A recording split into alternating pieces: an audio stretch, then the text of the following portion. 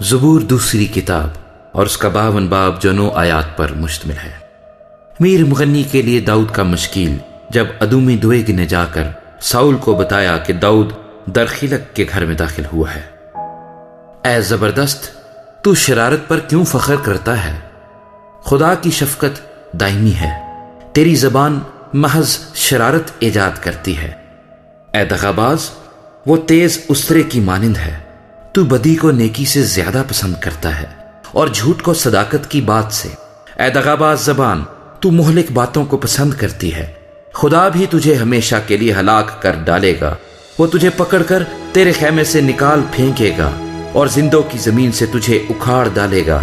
صادق بھی اس بات کو دیکھ کر ڈر جائیں گے اور اس پر ہنسیں گے کہ دیکھو، یہ وہی آدمی ہے جس نے خدا کو اپنی پناہ گاہ نہ بنایا بلکہ اپنے مال کی فراوانی پر بھروسہ کیا اور شرارت میں پکا ہو گیا۔ لیکن میں تو خدا کے گھر میں زیتون کے ہرے درخت کی مانند ہوں، میرا توکل عبدالآباد خدا کی شفقت پر ہے۔